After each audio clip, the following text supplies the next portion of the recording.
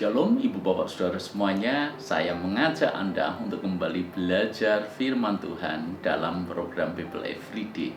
Setiap hari kita bahas satu pasal, hingga seluruh Alkitab ini selesai untuk kita baca dan kita pelajari bersama-sama. Hari ini kita sudah tiba di 2 Samuel pasal yang ke-20, yaitu tentang pemberontakan Seba. Pemberontakan yang dilakukan kepada kerajaan Daud rupanya tidak hanya terjadi yaitu pada zaman Absalom saja. Absalom mengkudeta kerajaan ayahnya sendiri, dan kini seorang dari Benyamin, dari suku Benyamin yang bernama Seba bin Bikri itu juga melakukan pemberontakan. Bahkan pemberontakan Seba ini tidak bisa dianggap remeh. Sebab apa? Sebab semua orang Israel sudah berpihak kepada dia dan hanya menyisakan orang-orang Yehuda yang pro kepada Daud. Coba Anda baca ayat yang kedua. Lalu semua orang Israel itu meninggalkan Daud dan mengikuti Seba bin Bikri, sedangkan orang-orang Yehuda tetap berpaut kepada raja mereka, mengikutinya dari sungai Yordan sampai Yerusalem. Ini ancaman serius. Ini tidak bisa dibuat main-main. Sebab orang-orang Israel sudah meninggalkan Daud dan berpihak kepada Seba bin Bikri, hanya tersisa orang Yehuda saja. Lalu kemudian di ayat yang keempat, bagaimana Daud sebagai pemimpin mengatasi pemberontakan itu. Ayat yang keempat, berkatalah raja kepada Amasa, kerahkanlah bagiku orang-orang Yehuda dalam 3 hari, kemudian menghadaplah lagi kemari. Jadi rupanya Amasa ini ditugaskan untuk menghimpun orang-orang Yehuda, mempersiapkan pasukan, mempersiapkan kekuatan perang, dan diberi batas waktu 3 hari. Lalu kemudian ayat yang kelima, ini menarik dan akan menjadi titik poin pembelajaran hari ini. Lalu pergilah Amasa mengerahkan orang Yehuda, tetapi ia menunda-nunda tugas itu sampai melewati waktu yang ditetapkan raja baginya. Amasa melakukan, tapi sesungguhnya dia melakukan penundaan juga, sehingga batas waktu yang ditetapkan raja itu tidak bisa tercapai karena dia menunda melakukannya. Ayat yang ke-6, lalu berkatalah Daud kepada Abisai, sekarang Seba bin Bikri lebih berbahaya bagi kita daripada Absalom.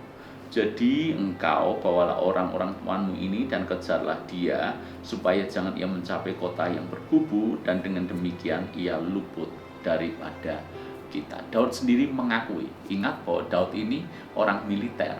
Dia bisa menghitung kekuatan pasukan musuh dibandingkan dengan kekuatannya. Sehingga ketika Daud berkata bahwa Seba ini kekuatannya bahkan lebih bahaya dibandingkan dengan Absalom, berarti itu tidak main-main. Itu terjadi karena apa? Karena Amasa menunda-nunda mengerjakan tugas daripada Daud. Hari ini kita belajar dari penundaan. Memang kalau kita baca akhir kisah hidup Seba bin Bikri, memang pemberontakan itu akhirnya digagalkan. Seba bin Bikri akhirnya memang dibunuh, sehingga pemberontakan itu selesai, berhenti sampai di situ. Tetapi kita perlu belajar di sini, penundaan yang dilakukan oleh Amasa itu sangat berbahaya, bisa-bisa berakibat fatal. Jadi Ibu Bapak Saudara semuanya, kalau kita bicara soal penundaan, maka setiap kali kita menunda untuk melakukan hal yang baik, melakukan hal yang penting, melakukan hal yang harusnya kita lakukan dengan segera, kalau kita menundanya, perhatikan selalu ada bunga yang harus kita bayar akibat penundaan itu. Bunga yang harus kita bayar ini tentu saja merupakan gambaran serentetan akibat buruk yang menyertai ketika kita melakukan penundaan. Ini berlaku dalam hal apapun, berlaku dalam pekerjaan. Ketika menunda-nunda pekerjaan kita, pekerjaan tidak akan selesai dengan sendirinya, pekerjaan akan semakin menumpuk. Dan ketika semakin menumpuk, kita mengerjakan tidak dengan enjoy, kita mengerjakan dengan stres, dan kalau sudah mepet dengan batas waktu, kualitas pekerjaan kita pun tidak maksimal. Belum lagi kalau melewati daripada batas waktu yang ditentukan, maka akan ada serangkaian konsekuensi mungkin harus kita tanggung. Penundaan itu sangat berbahaya. Keluarga, kita tidak boleh menunda-nunda melakukan apa yang harusnya kita lakukan. Misalnya, kita dalam posisi anak, kita punya orang tua yang sudah tua.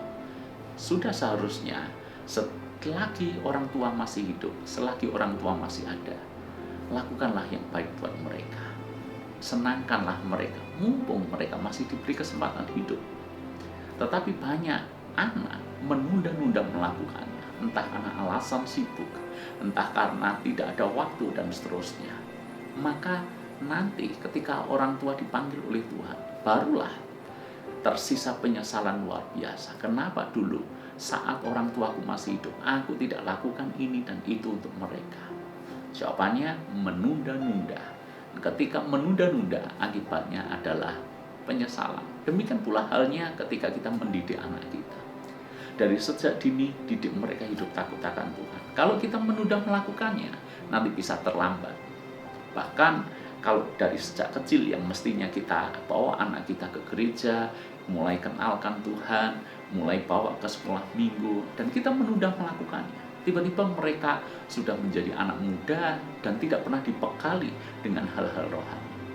Terlambat.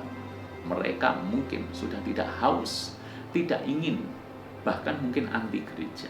Bayangkan itu terjadi ketika kita menunda-nunda melakukan hal yang baik yang harusnya kita lakukan dulu. Jadi penundaan ini bisa berakibat fatal. Hal kesehatan misalnya. Kita tahu bahwa untuk kita punya kehidupan yang baik, kehidupan yang sehat, maka kita harus prepare mulai dari sekarang. Menyiapkan melalui mengatur pola makan sehat, istirahat cukup, olahraga.